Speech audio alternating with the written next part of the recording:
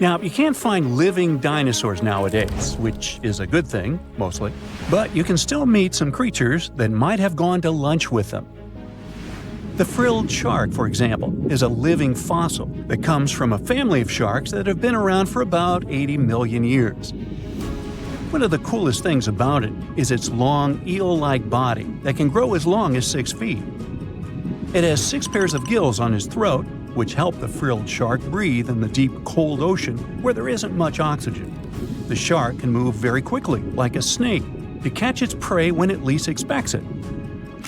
Little frilled sharks take an exceptionally long time to grow, up to 3.5 years, which is one of the longest times for any animal with a backbone. The Chinese giant salamander is another living fossil that can tell you what was going on Earth around 170 million years ago. Now, when I say tell, I really mean it, as it can make sounds like hisses, whistles, and barks, and even a noise that sounds like a crying kid. The biggest Chinese salamander found so far weighed 130 pounds, as heavy as 2 Dalmatians, and was almost 6 feet long. Giant salamanders like to be alone. Hey, I want to be alone. And will chase away other salamanders from their space, except when it's time to start a family. During the day, they hide and sleep under rocks. They can make a special substance from their skin that keeps predators away. Now, gharials are reptiles that have been around for about 38 million years. They live in India and Nepal in slow-moving, muddy rivers. Sadly, there are very few gharials left in the wild, less than 100. These creatures can't control their body temperature, so they need to sunbathe to get warm or cool down in the water if they get too hot. Their eyes are close together and face forward, which helps them see in 3 dimensions and judge distances more accurately. Gharials also have a transparent third eyelid that protects their eyes when they're underwater. They have over 100 sharp teeth, but they can't chew their food. Instead, they use their strong jaws to grab prey and then, swallow it whole. The alligator gar is a fish that has a family history of more than 100 million years.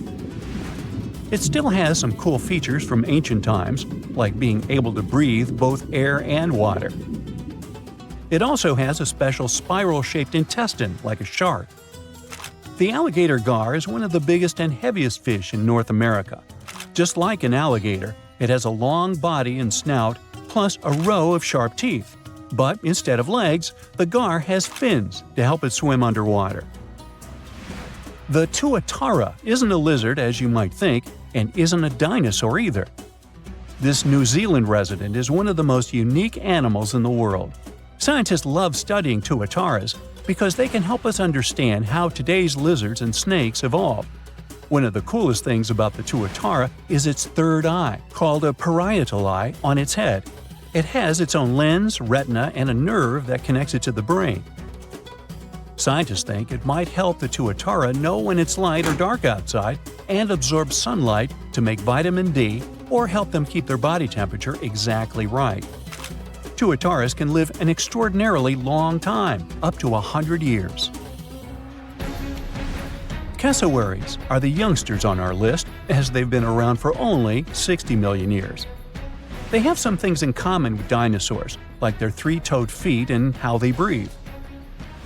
Cassowaries love to eat fruit, lots and lots of fruit.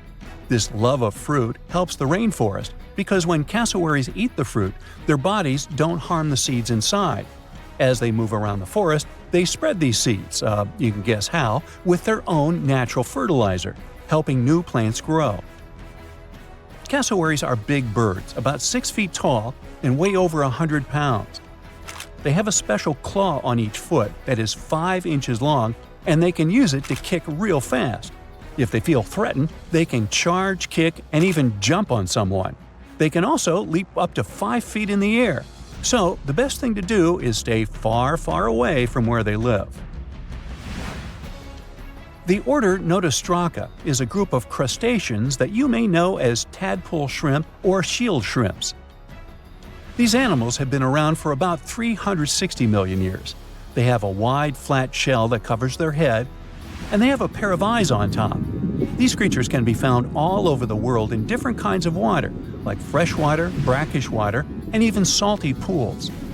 They can also look different depending on where they live. Notostraccans aren't picky eaters and can snack on pretty much anything, from plants to small animals and other shrimps. Some of them are considered pests in places like California rice paddies because they stir up the mud, which blocks sunlight from reaching the young rice plants. Sturgeons are some of the largest fish species on the planet. They live only in the cool waters of the northern hemisphere and never travel below the equator.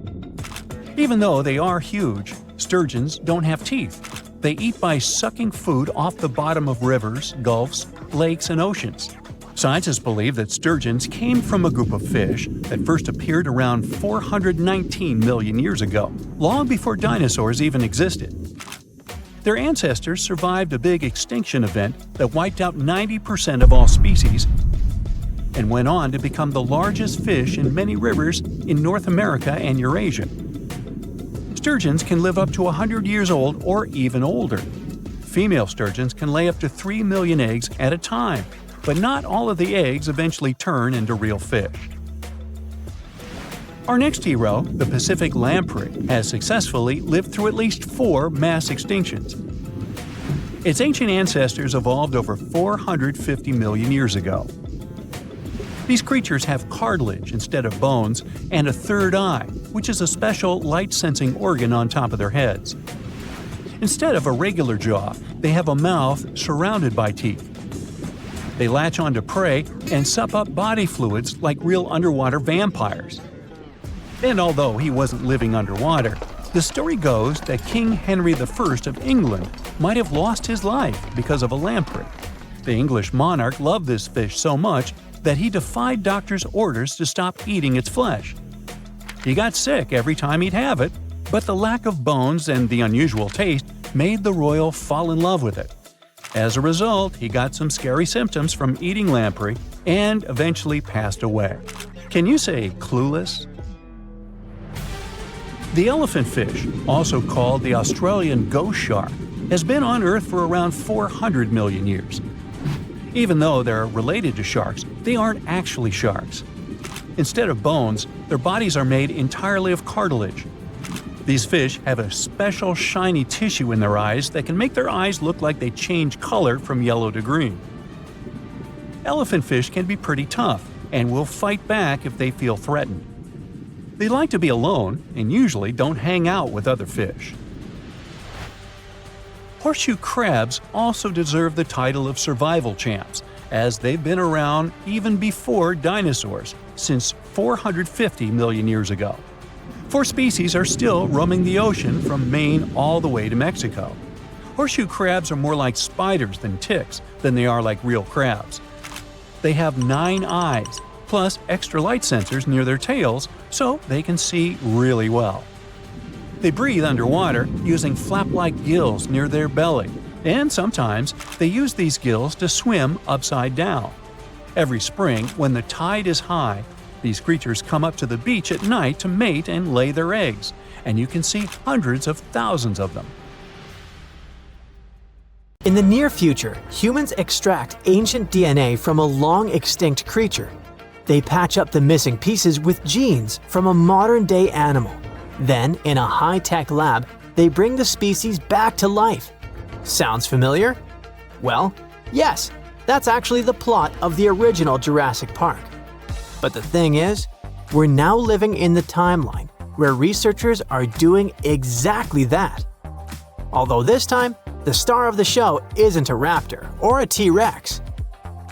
Believe it or not, scientists at Colossal Biosciences want to bring back the giant moa. Think of it as an ostrich, only twice as tall and way bulkier. It was a massive flightless bird that went extinct almost 600 years ago. The moa once roamed the forests of New Zealand, towering up to 12 feet tall with its neck stretched. This makes it the tallest bird to ever walk the planet. It weighed almost 500 pounds, but funny enough, that doesn't make it the heaviest bird that ever lived. That crown goes to Madagascar's elephant bird. But still, 500 pounds of bird is not something you want running at you in the woods. The giant moa didn't have wings or a beak built for battle, but it didn't need them. For thousands of years, it lived in peace because it had no natural predators, literally being the top bird. Well, almost. The only thing that could take down a moa was the Haast's eagle, a giant bird of prey with a 10-foot wingspan and claws like steak knives. That was the balance of nature, until people arrived. Around the 13th century, the Maori settled in New Zealand, and as humans do, they adapted quickly. The moa, big and slow as it was, became a crucial and probably delicious food source. Within just a few generations, the moa was gone, and not long after, so was the Haast's eagle. No more moa meant no more meals. It's just how nature and survival work. The Maori were skilled hunters, making a life in a new land. But their arrival marked a turning point in New Zealand's ecosystem, one we're still talking about today. The moa wasn't just big, it played a huge part in keeping forests healthy. Now, 600 years later, scientists want to recreate it using cutting-edge technology and ancient clues. But why go through all this effort to resurrect a bird that's been gone so long? Well, according to Colossal Biosciences, the same company behind those gene-edited direwolf cubs that we talked about before, it's not just about the wow factor. They say moas helped shape the landscape itself. In New Zealand, moas helped control vegetation and spread native plant seeds. They kept forests from becoming overgrown and unbalanced. Without them, some plants lost their main seed carriers, and invasive shrubs started to take over areas once kept in check. So, the idea is, if we can't rewind the clock, maybe we can reboot the system. Introduce an animal that fills the same job that can help restore what's missing. Okay, but how do you bring back an extinct species? And is that even possible? Well, sort of. But not in the sci-fi clone a complete dinosaur way like in a movie. The original moa has been gone for centuries, and its DNA is damaged, degraded, and full of holes. So instead of making a perfect copy, researchers are going to remix, so to speak. They'll take whatever usable moa DNA they can find and patch the gaps using genes from its living relative, probably the emu. With a tool called CRISPR, which is like a Photoshop for genomes, they'll stitch it all together, tweak the embryo, and grow it in a lab. If all goes well, the result will be something that looks, walks, and stomps like a moa, but not exactly a genetic twin. It won't be a clone, and it definitely won't be 100% authentic. However, Colossal Biosciences says that's fine. If it behaves like a moa and fills the same job in the ecosystem, that's mission accomplished. So no, we're not recreating the past. Not literally. We're building something new that plays the same role. But here is where it gets interesting. Colossal Biosciences seems to be just getting started. They've got an entire extinction comeback roadmap in place. In addition to the giant moa, the company is also working on reviving the woolly mammoth, the dodo, and the thylacine, also known as the Tasmanian tiger. Each one vanished under different circumstances, but the goal is the same: to create a modern version that can fill the ecological gaps those animals left behind. Woolly mammoths were Ice Age elephants. They were befriending ground sloths and shaking the Arctic ground with each step, knocking down trees and flattening snow. During the Ice Age, this region wasn't the frozen wasteland we know today. It was called the Mammoth Steppe, a dry, windy grassland stretching from Spain to Siberia to Alaska, filled with cold, hardy grasses and scattered shrubs. Mammoths helped keep it that way. However, some scientists think that their disappearance may have turned open ecosystems into soggy, carbon-trapping wetlands. So now, the idea is to mix mammoth DNA with Asian elephants to create a fuzzy, cold-loving hybrid that could help the Arctic stay grassy instead of swampy. Maybe even help slow down climate change by keeping the permafrost frozen a little longer. The dodo bird is probably the most famous extinct animal in history. It lived on the island of Mauritius, where it ate fruit and helped spread seeds across the forest. After European sailors arrived, the number of dodos slowly dwindled. It disappeared in the late 1600s, less than a century after it was first discovered, and some scientists believe that its absence had lasting effects on the island's ecosystem. One example would be the Tambalakoke tree, also known as the dodo tree, which might have depended on the dodo to help its seeds sprout. The theory has been debated, but it's safe to say that the dodo had a part in keeping the island's plant life balanced. Now, Colossal is aiming to reintroduce a bird that's similar to the dodo, hoping it can help those forests regrow as well. And then there's the thylacine, my favorite. It's part wolf, part kangaroo, with tiger-like stripes. Despite these strange features, it was a top predator and helped control prey populations in its habitat. But after being blamed for attacks on livestock, it was hunted to extinction. Researchers believe a new thylacine could rebalance nature where things have gone out of hand. So yeah, the moa might be the headline this time, but it's just one project on a much longer to-do list. However, this is where the big debate begins, because not everyone's on board with this whole bring back a beast plan. While scientists dream of second chances, plenty of people still have big questions. For example, are we actually helping the environment or just poking it with our really expensive science stick? These new animals aren't exact copies. They're mashups. Close enough maybe, but not the originals. Also, ecosystems aren't machines where we can just swap out a part and expect them to work the same. There's also the wildcard factor. A lab-made moa might not act like the ancient one. It could munch the wrong plants or throw off the balance by outcompeting something that wasn't even around the last time it existed.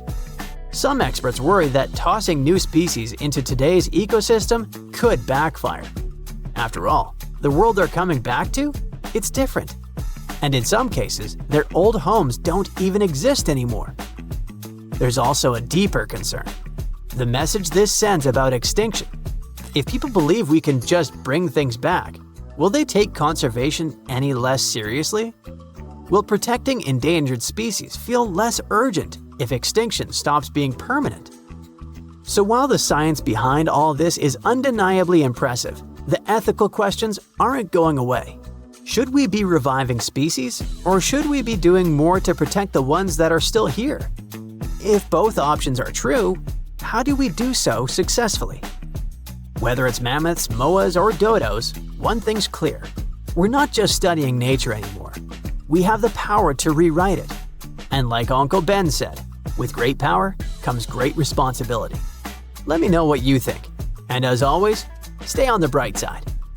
The Tyrannosaurus Rex, the formidable predator, the world-known celebrity of the animal kingdom, the king of all dinos. Since its discovery in 1902, this dangerous predator has fascinated both researchers and the regular public. But despite its terrifying reputation, there were actually other beasts that could defeat the T-Rex.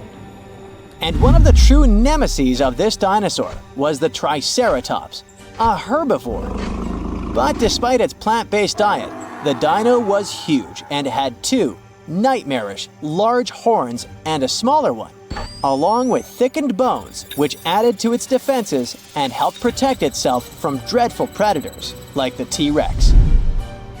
This dino was something like proof that herbivores were no pushovers. Its formidable horns were about a foot wide at their base and tapered into mean points capable of skewering any predator, even a T-Rex like Juicy Barbecue. The colossal skull of the Triceratops sported an enormous frill made of protective solid bone, which was topped with hornlets. From the tip of the animal's beak to the spiked rim of the frill, the head of the Triceratops could reach a whopping 10 feet in length and weigh around a ton. This gargantuan construction, the head of the dino, was attached to the body with the help of a ball and socket joint.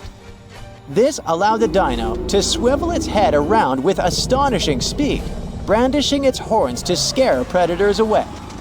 That's one of the reasons why a T-Rex that decided to attack a Triceratops was actually taking a big risk. The battle could easily go either way. Of course, the king of the dinosaur world could win and get its long-awaited feast, but just as likely, the hunted could become the hunter and end the T-Rex's game. Now, how about we find some more cool and lesser-known facts about those intriguing creatures, dinosaurs? For example, dinos almost certainly did not roar. Scientists think they might have cooed instead. More accurately, they probably produced sounds in ways similar to the way ostriches boom or doves coo. You see, many modern birds use a method of producing sounds called closed-mouth vocalization. Sounds are made by inflating the throat rather than passing air through the syrinx, the vocal organ of birds. In other words, the Jurassic Park movies got it all wrong. A lot of early dino reconstructions appeared under the influence of those scary noises that we associate with modern predators, like lions. So, on screen, dinosaurs have their mouths open when they produce sounds, just like lions when they roar. But real dinos wouldn't have done that, especially not before charging at their prey. They wouldn't have advertised their presence to other animals nearby, not when all they wanted was to have a meal. The Quetzalcoatlus was a member of the ancient group of flying reptiles, pterosaurs, and it was also the largest flying animal to have ever lived on Earth. The giraffe-sized creature had thin limbs, a startlingly long beak, and a staggering 40-foot wingspan. Researchers believe that these creatures could have also used their folded-up wings as legs, so they probably walked on all fours. Scientists discovered the Quetzalcoatlus about 50 years ago, but they still have a tricky time trying to piece together the details of this animal's life. For example, how did it even manage to lift its ginormous body off the ground when flying? Whatever the answer is, this creature is our first real look at the entirety of the largest animals ever to fly. One of the reasons why it's been taking so long to unearth the secrets of the Quetzalcoatlus is because this creature had hollow bones that helped it to fly, just like modern flying animals. So, when you find these potato chips-like bones preserved in super hard rock, you need to somehow remove them without destroying them, and that's a really tough task. The Tyrannosaurus rex was quite a slow runner. Its speed was likely to be just about 10 miles per hour, which is approximately as fast as the speed of an average human runner. As for T-Rex babies, according to hatchling recreations from the American Museum of Natural History, they were pretty cute. About the size of super skinny turkeys and covered with downy feathers. The largest land-based dino was the Argentinosaurus. This massive animal often reached up to 130 feet in length and 69 feet in height. Considering the average blue whale is around 70 feet long, you can easily imagine just how giant that dinosaur was. Many dinos had feathers, and I'm not only talking about avian ones. The largest feathered dinosaur we know about was the Eutyrannus huali, which translates as a beautiful feathered tyrant. It was a super predator and cousin of the T-Rex. Scientists think that the dino most likely relied on its feathers to stay warm. However surprising it may sound, some of the biggest dinosaurs were actually herbivores. Let's take the Brachiosaurus and Apatosaurus, for example. These creatures were giant, but followed a plant-based diet. Now, I'm not sure if you should try it or not, but apparently, you can tell the difference between a simple stone and a dinosaur fossil by licking it. It may not sound like the most legitimate approach, but even paleontologists sometimes find themselves doing this. The thing is, if you lick a potential fossil, it will slightly stick to your tongue. That's because fossils are way more porous than stones. When dinosaurs first saw the light of day during the Triassic period, around 230 million years ago, Earth's continents were clustered together and formed one giant supercontinent called Pangaea. Over the next 165 million years, Pangaea slowly drifted apart, and that separated many dinosaur species from one another. And still, most of the world's dinosaur fossils are found in three places: the high-altitude Badlands of China, North America, and Argentina have the largest amount of fossils, or at least easily accessible ones. In reality, most parts of the world are covered with fossils, but those located in desert-like environments are easier to find due to the lack of vegetation. Interestingly, most fossilized dino bones aren't bones anymore. The fossilization process often occurs when something gets trapped between layers of sediment or sand. For millions of years, those remnants stay there. At one point, they got surrounded by a layer of water. It replaces the original organic material with minerals. In other words, it's not the real thing anymore. It's a rock-like copy. The Triceratops boasted 3 giant horns sticking out of its head, but its teeth were even more fascinating. This dino had around 800 teeth, and new ones kept growing throughout its life. These teeth grew in sets of 36 to 40 tooth columns, with each column having 3 to 5 teeth, vertically stacked on one another. Some dinos had hollow bones, like today's birds. These creatures stored air in their bones, which helped them improve their breathing abilities. It made these dinosaurs lighter on their feet and allowed them to breathe much more efficiently. The Nigersaurus replaced its teeth every 2 weeks. This unique creature had rows and rows of teeth in reserve. They were hidden away in its mouth, and when a set of teeth wore out, they fell out, and the next row moved into position. Dinosaurs didn't all go extinct at the same time as soon as the asteroid crashed into Earth. Instead, the space rock likely triggered a chain reaction of events which changed the face of the planet. Of course, it didn't happen overnight, but over the next few hundred or even thousands of years. As a result, all but avian dinosaurs went extinct. The word dinosaur came from the Greek language.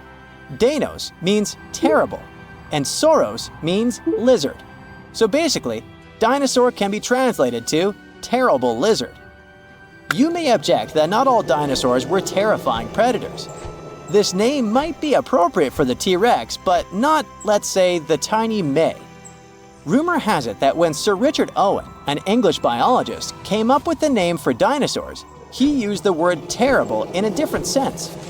He described those ancient creatures as fearfully great, as in far larger in size than any previously discovered reptiles.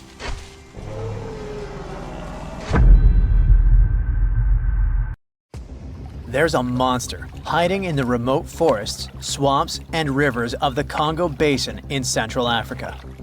It has a long neck, looks like a dinosaur, and is the size of an elephant, or maybe a hippo at least. That's what people who claim to have seen it say.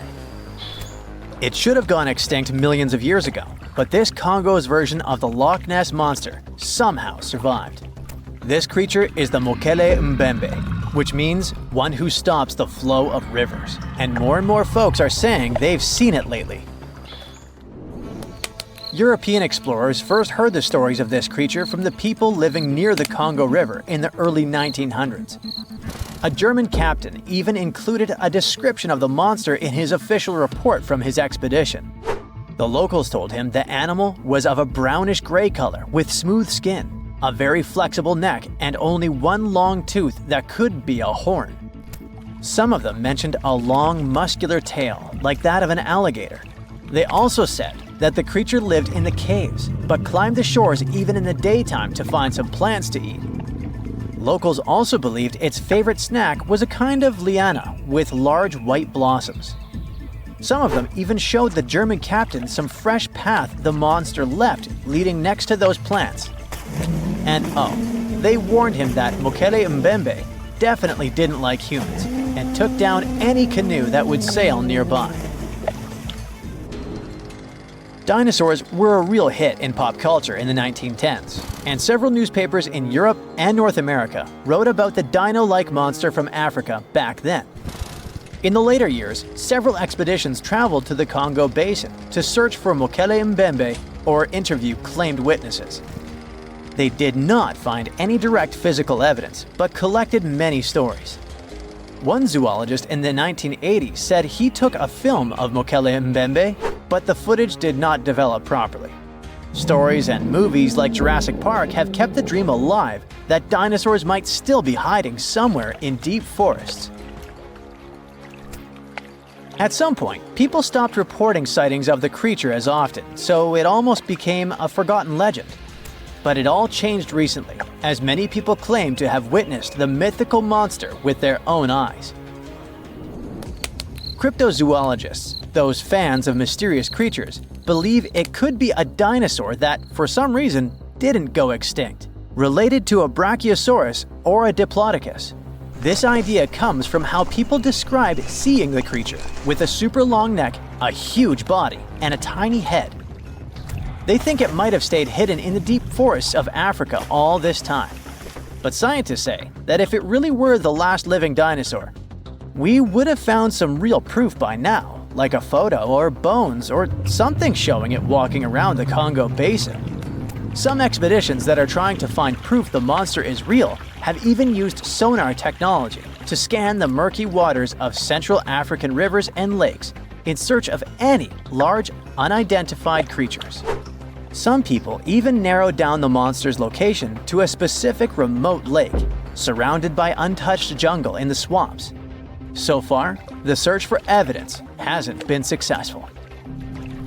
The explanation behind all the sightings of the Mokele-Mbembe could be the changing ecosystem.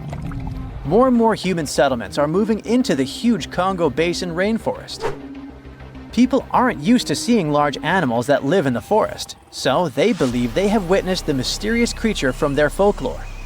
The human brain often fills in the gaps in something we don't know and uses imagination to explain it, especially if there's a ready-made version that everyone's heard of.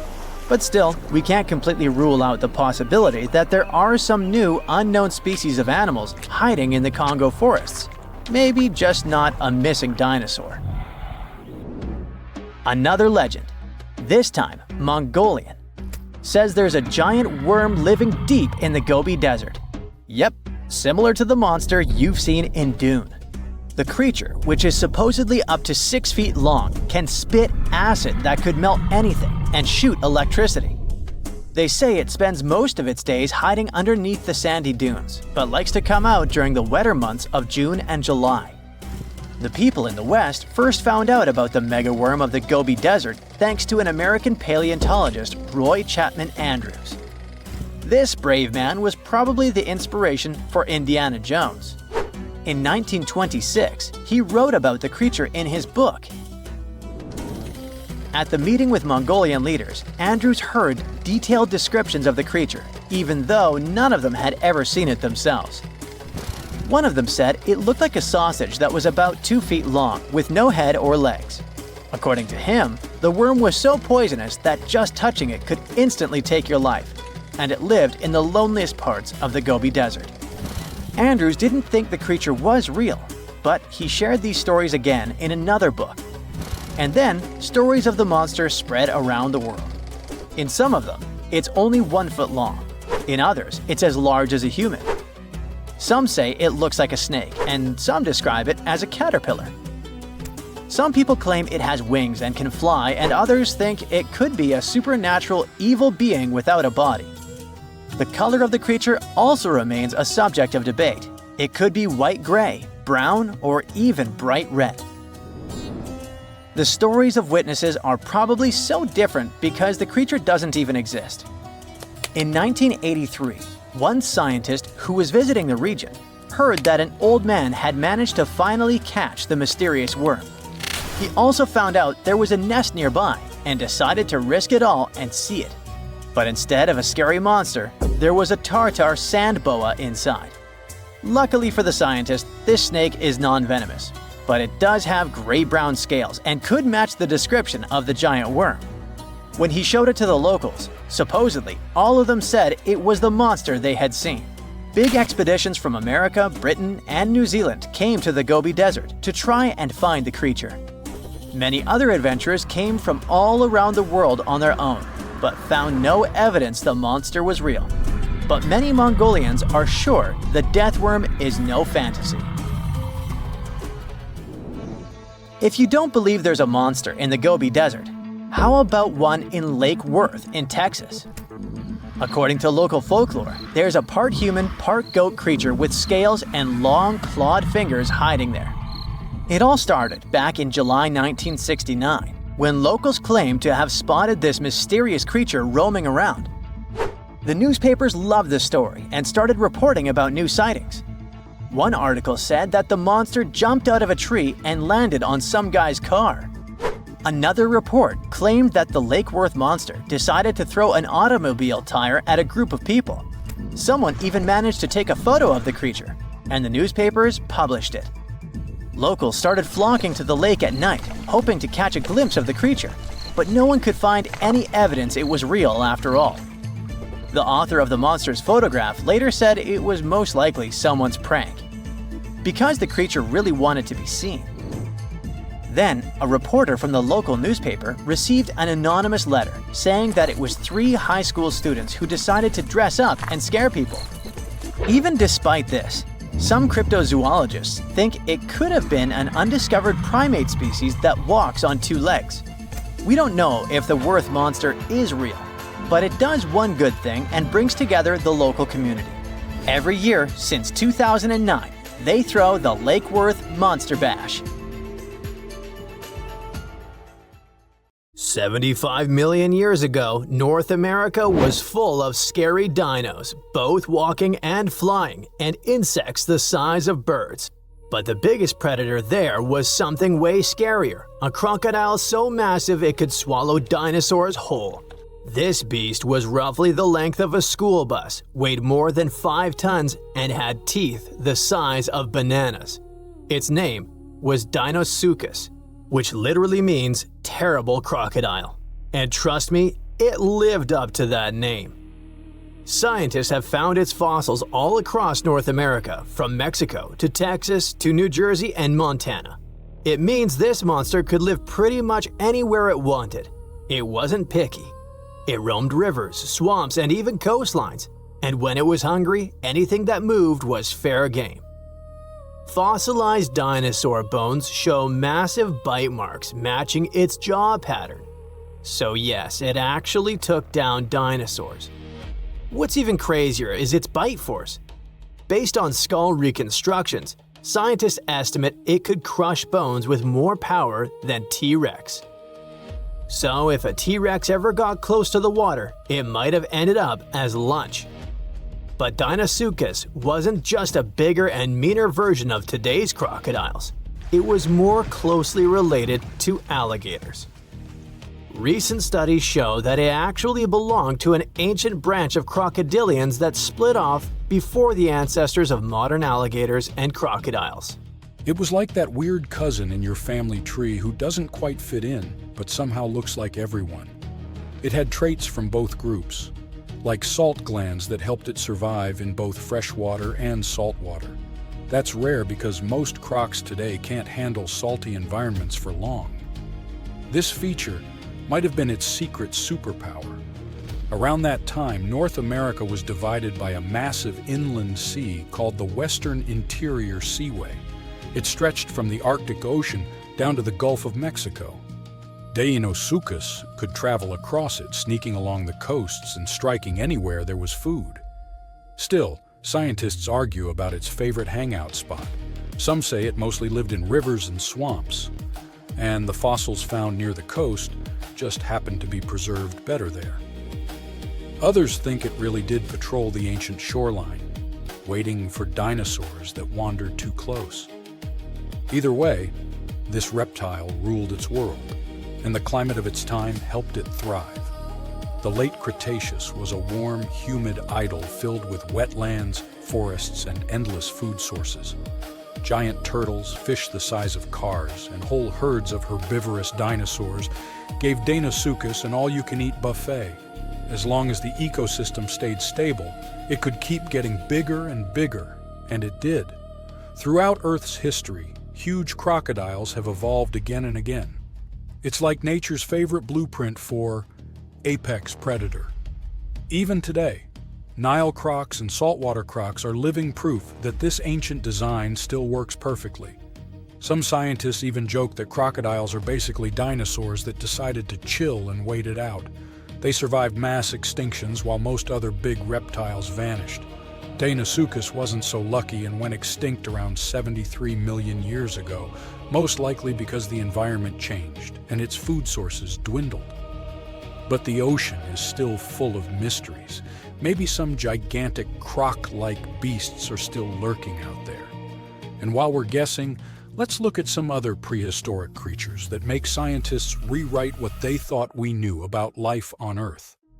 First up, we have the Dragon of Death. Don't even make me pronounce its full name, Thanatos draconamaru. Scientists found its bones in western Argentina, in formation layers called the Plautier Formation, from about 86 million years ago, the late Cretaceous. This creature wasn't just big, it was gigantic for a flying reptile. Judging by some of its bones, it has a wingspan somewhere between 23 and 30 feet. That's like a small plane wing outstretched. It's officially one of the largest pterosaurs ever discovered in South America. Its fossils are pretty well preserved, including parts that are usually squishy and fragile in flying reptiles like vertebrae and limb bones. This gives scientists clues not just about how it moved, but about what ecosystems were like back then. Looks like it enjoyed marshy floodplains, big open skies, and plenty of prey below. Our dragon likely used its size to its advantage, either going after small dinosaurs or scavenging. The fact that this massive creature managed to evolve wings capable of flight is just crazy. Next, we've got a creature that looks like a mix of a dino and a skunk to me, Stegosaurus elengasen. Scientists found fossils of this cool guy in southern Chile, among rocks deposited about 75 million years ago. The thing that hits you first, let's hope, not literally, is its tail. Instead of the usual spikes or clubs you get in other armored dinos like ankylosaurs, Stegosaurus had a flat blade-like tail made from fused bones.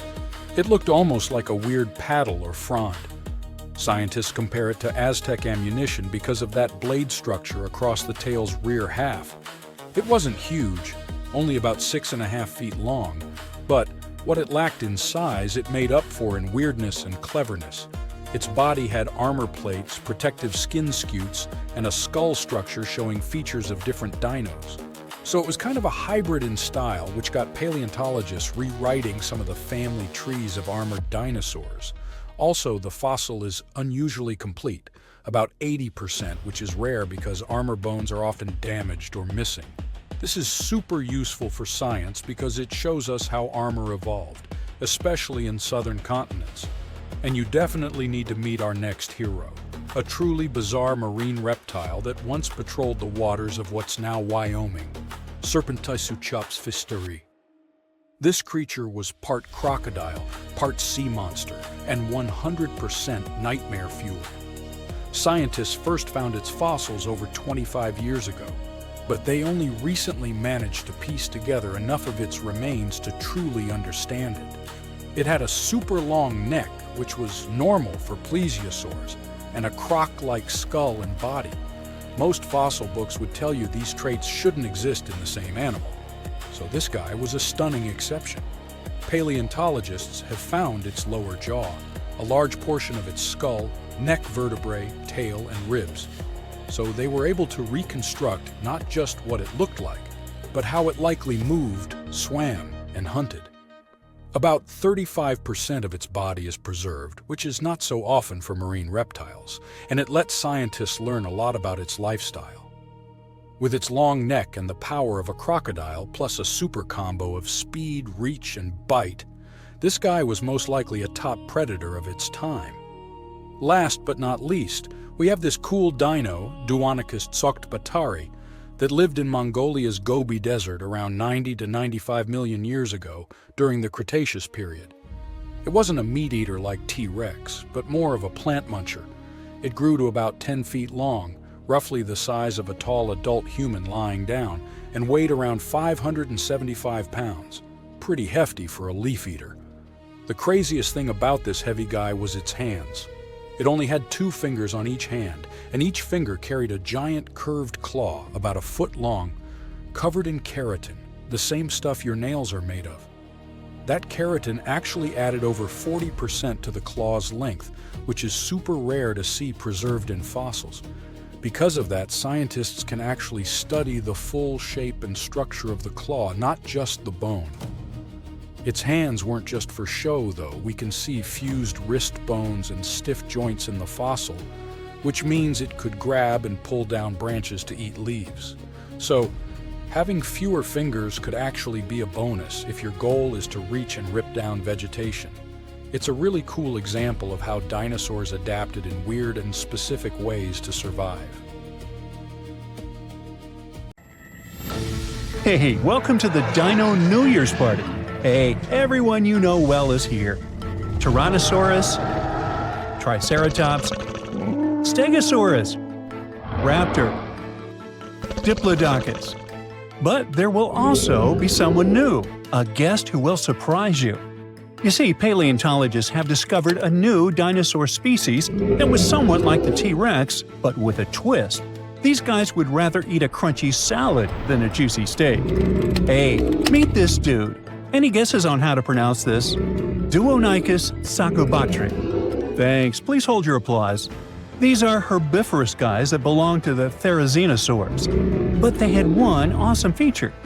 A feature that showed scientists that Deinonychus belonged to a new branch of dinosaur evolution, about which little is known. But hey, let's go back to the dino party, shall we? Here you can see dinosaurs with different personalities. The T-Rex is a bully and toothy. The Velociraptor seems to be very toxic and moody. The Triceratops or Stegosaurus are aggressive but silent. You know, like those guys that don't touch anyone, but it's better not to mess with them. So among them all, the Therizinosaurus is a chill guy that will always help, will always keep you company at a party, and will never be annoying. Therizinosaurs lived in what is now Asia and North America during the late Cretaceous period, about 100 to 66 million years ago. Their anatomical features made them look more like predators, like the T-Rex. But Therizinosaurs were herbivores, with large crescent-shaped claws. In some species, they reached up to 20 inches. Now imagine how dangerous these monsters would have been had they been carnivorous. But they used their claws to grab tree branches and eat leaves. The Deinonychus was quite large, just under 10 feet in length. A hippo was about the same size, and their weight was about 600 pounds, which is almost half the size of a horse. Therizinosaurs had a long mouth, a bit like a duck's nose, and long front paws with 3 thumbs. But the Deinonychus, that has been found recently, was unique because it only had 2 fingers on each hand. The 2-fingered dinosaur discovery has sparked joy among paleontologists. Okay, 2 fingers instead of 3, whatever, you might think. But it makes a big difference. It shows how dinosaurs evolved. The latest paleontology news reports that the discovery was made in Mongolia. It was the largest preserved claw in history. Its size was about 11 inches, and it had a curved shape. That means it was like a giant banana. The coolest thing was that the claw was covered with keratin. Our nails are made from this material too. Can you imagine? Large lizards that lived tens of millions of years ago had claws with the same composition as our nails. Nature is amazing, isn't it? Do you know this crazy theory that the T-Rex evolved into a chicken and the Velociraptor into an ostrich? There must have been tons of evolutionary changes. But the 2-fingered dinosaur discovery offers us a more understandable and more detailed explanation of how dinosaurs evolved. Therizinosaurs had 3 clawed fingers on each paw, but why did nature get rid of one of them? Scientists believe that it was practical. It's possible that a paw with 2 fingers was much stronger and more flexible than a paw with 3. This way, dinosaurs could grab vegetation and branches, like chameleons do. Scientists have also suggested that the 2-fingered long paw helped the dinosaur defend itself, care for its mates, and even play. It's hard to imagine what they could be playing at. Maybe they did high fives or high twos. It would be cool if they had used those paw pliers not only for taking food, but for fighting off predators. And speaking of predators, the T-Rex had a similar front paw structure, but its small paws were useless. It would be cool if the Deinonychus could box with them or climb trees. Yes, it was an herbivore, but that doesn't mean that other bad dinosaurs could bully it.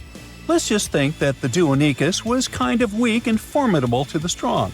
That's why it would be the most welcome guest at the dinosaur party. But the strangest guest at this party would be the Dinosaurus, named Terrible Hands. The case of the Deinonychus shows how dinosaurs evolved from having 3-fingered paws to being 2-fingered.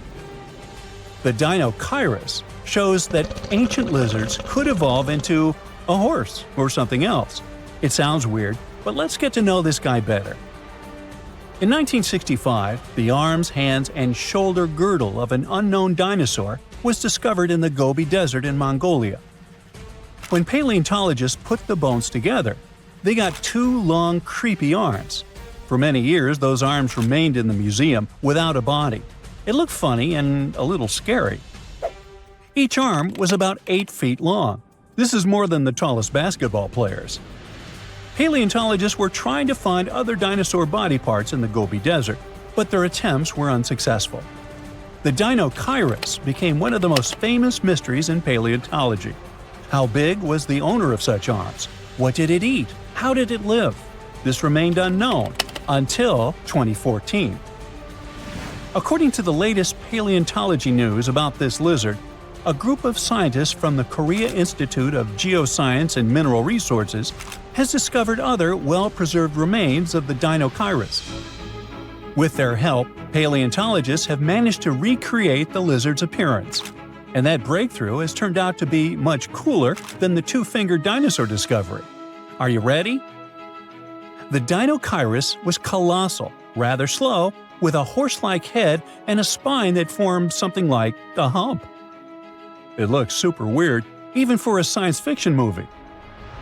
This new dinosaur species belonged to Ornithomimosauria, an ostrich-like species, agile and fast-moving.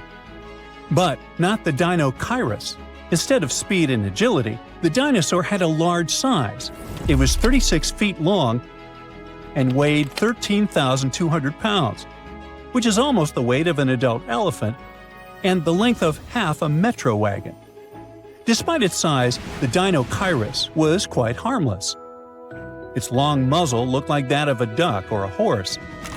It also had no teeth. So for tyrannosaurs and other predatory giants, it was an easy lunch. And this is not just a guess. Scientists found bite marks on the discovered skeletons of this dinosaur. It seems this poor big dude met some really bad and hungry guys. But what was lunch to this strange lizard itself? It ate almost everything: soft plants, algae, small vertebrates, and fish. It sucked food from the bottom of lakes and rivers with its beak and tongue and swallowed stones to help grind the food. Those stones crushed the pieces of food and thus helped the stomach to digest stuff more easily. The dinosaur used its terrible hands to dig and pick up food from trees in the ground. But the strangest part of its body was its back and tail. The bones at the end of its tail were joined into a single structure called a pygostyle. This thing supports the feathers of modern birds.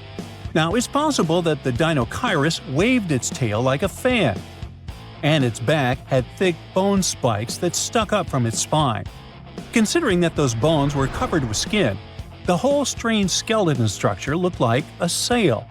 You know how dinosaurs evolved to have such a strange shape, and probably ask yourself, hey, what's the point? Well, scientists believe that the ligaments coming out of the spine help support the dinosaur's heavy belly and legs. To better understand how that could work, Imagine cable-stayed bridges. Long vertical beams have many cables that hold the roadway. Similar, the Dinosaur spikes and ligaments help to hold the dinosaur's weight.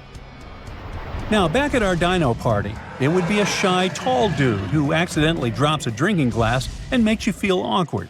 It's lonely. It dreams of finding friends. And it will surely find them. A Diplodocus would make a great buddy. A herbivorous dinosaur with 2 fingers that looks like a predator and a horse-like giant with 2 long arms show us how diverse dinosaur evolution can be. T-Rex, Velociraptor, Diplodocus, and others are the superstars of the ancient world. It would be cool if paleontologists could discover new dinosaur species that would remove the old guard from their pedestal of fame. Would you like to see a movie starring the Dinosaurus and the Duonicus? Hey, I would.